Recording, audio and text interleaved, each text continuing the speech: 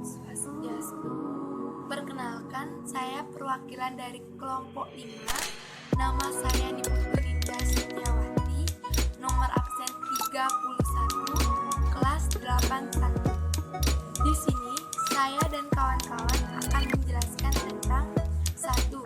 Serekat Islam, 2. Indiste Partik atau IP, 3. Perhimpunan Indonesia atau PI, 4. Partai Nasional Indonesia atau PNI. Di sini saya akan menjelaskan materi tentang Serekat Islam.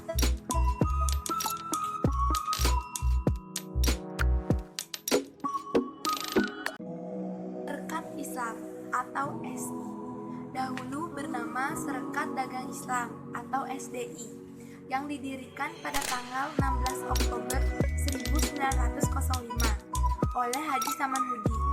SDI ini merupakan organisasi yang lahir pertama kali di Indonesia yang dibentuk oleh Haji Samanhudi dan kawan-kawannya. Ini adalah perkumpulan pedagang-pedagang Islam yang menentang politik dari Belanda, memberi keluasaan masuknya pedagang asing untuk menguasai kopdar ekonomi pada masa itu. Pada Kongres pertama SDI di Solo tahun 1906, namanya diganti menjadi Serekat Islam. Pada tanggal 10 September 1912, berkat keadaan politik dan sosial pada masa tersebut, host Krominato menghadap notaris B. Terquele yang baru, kemudian mendapatkan pengakuan dan disahkan oleh pemerintah Belanda dan pada tanggal 14 September 1912, host Krominato mengubah yudikasi SDI lebih luas yang dulunya hanya mencukupi permasalahan ekonomi dan sosial ke arah politik dan agama untuk menyumbangkan semangat perjuangan Islam dalam semangat juang rakyat terhadap kolonialisme dan imperialisme pada masa tersebut.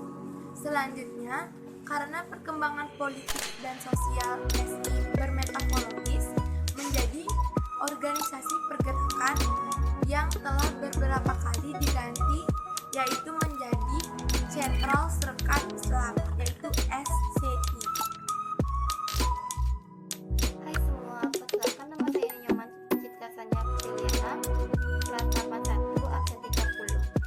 Nah, di sini saya akan menjelaskan tentang IP ke Indiste Partik.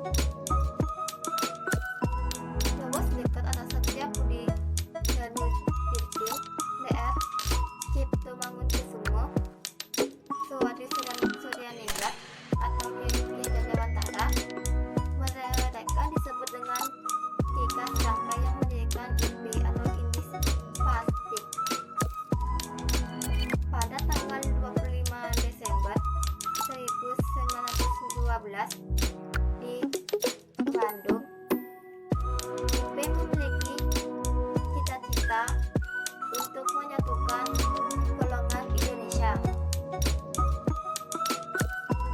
baik golongan Indonesia asli maupun golongan Indo, Tiongkok maupun Arab dan sebagainya.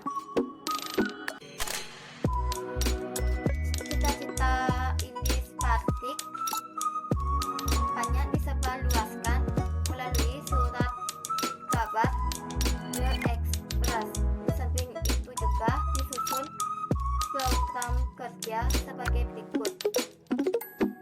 Yang pertama, membuat dasar pengaruh ke India di lapangan pemerintahan. Yang kedua, berusaha untuk mendapatkan kesamaan hak bagi semua orang India.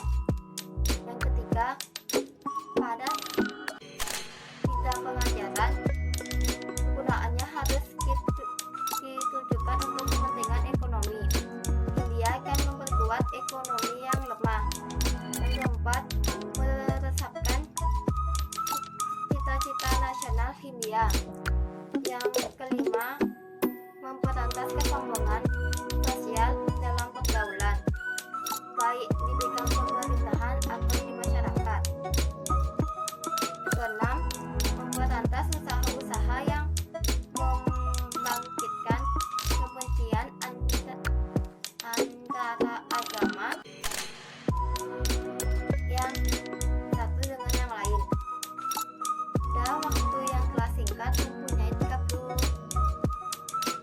cabang dengan anggota lebih kurang 7.000 orang, yang kebanyakan orang Indo. Fasik terus mengadakan propaganda untuk menyebarkan gagasannya. Maka pada bulan Agustus 1913, ketika pemimpin IP atau Indis Fasik dijatuhi hukuman pengasingan dan mereka memilih negeri Belanda sebagai tempat pengasingannya. Setelah itu, Indis Fasik atau IP berganti nama menjadi Partai Insulinde, dan pada tahun 1919 berubah lagi menjadi Nasional Indis Fasik atau NIP.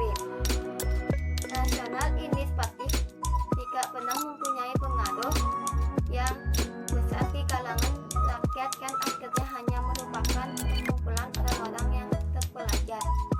Perkenalkan, saya Ketut Esther Sukmawati, kelas 81 absen 26.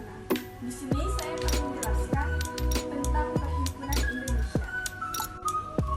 Perhimpunan Indonesia adalah salah satu organisasi pergerakan nasional yang berada di negara Belanda.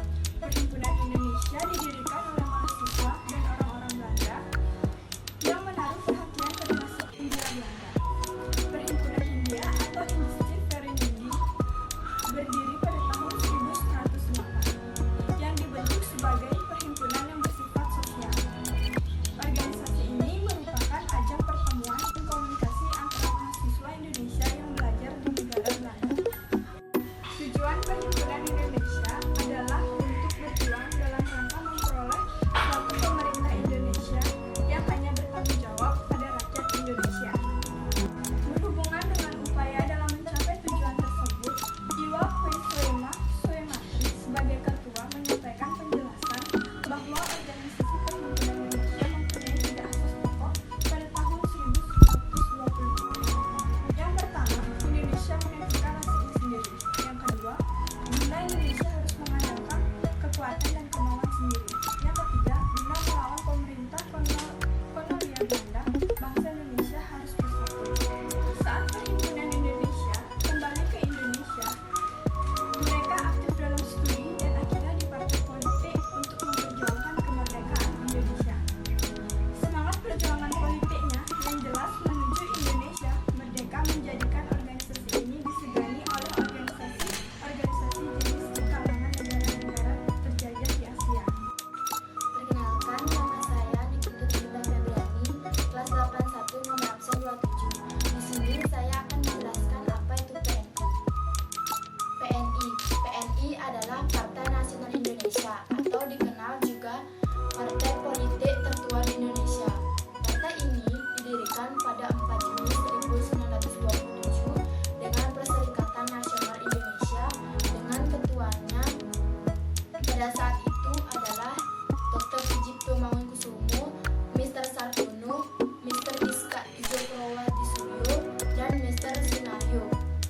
Ketua Umum PNI adalah Insinyur Soekarno dan digabungkan ke Partai Demokrasi Indonesia yang diteruskan oleh Partai Demokrasi Indonesia, Partai Indonesia, PNI Baru, PNI Marhainisme, PNI Subeni.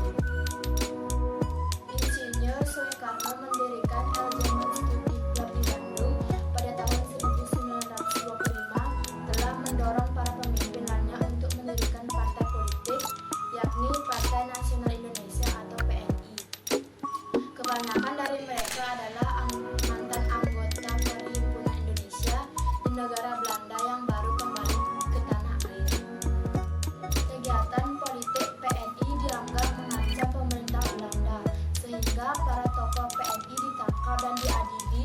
1929, Soekarno, Maskun, Gatot Mangkupraja, dan Supriyadinata diadili Belanda. Pembelaan Soekarno di hadapan pengadilan diberi judul Indonesia menggugat Soekarno dan kawan-kawannya dihukum penjara.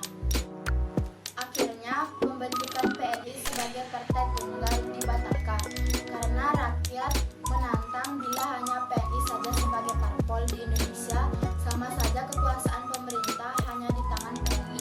Dan akhirnya tanggal 3 November 1945 pemerintah membebaskan untuk parpol yang lainnya berdiri. Akhirnya pembentukan PNI sebagai partai tunggal dibatalkan karena rakyat menantang bila hanya PNI saja sebagai parpol di Indonesia, sama saja kekuasaan pemerintah hanya di tangan PNI. Tujuan PNI dibentuk ialah bertujuan untuk membangkitkan kesadaran nasionalisme, antara lain dengan menginsyafkan rakyat akan besarnya penderitaan dalam menghadapi eksploitasi ekonomi, sosial, dan politik yang dijalankan dan penguasaan kolonial yang di Om Swastiastu. Perkenalkan, nama saya Nimadia Supriyatni, kelas 81, absen 29. Kali ini saya akan menjelaskan guna Partai Nasional Indonesia atau PNI. Guna menyebarluaskan gagasannya, PNI melakukan propaganda melalui surat kabar seperti Benteng Priang di Bandung dan Persatu pun lewat para pemimpinnya, khususnya IR Soekarno sendiri. Pada waktu singkat, PNI telah berkembang pesat sehingga menimbulkan kekhawatiran di pihak pemerintah Belanda. Pemerintah kemudian memberikan peringatan kepada pemimpin PNI agar menahan diri dalam ucapan munculnya isu PNI bahwa pada tahun 1930 akan mengadakan pemberontakan.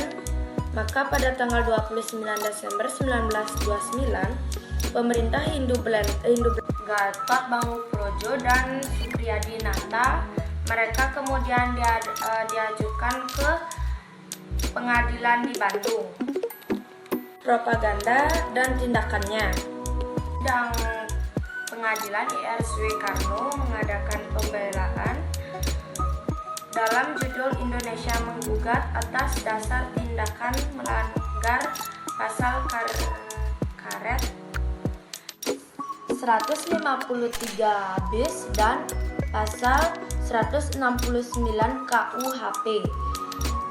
Pemimpin PNI untuk sementara dipegang oleh MR.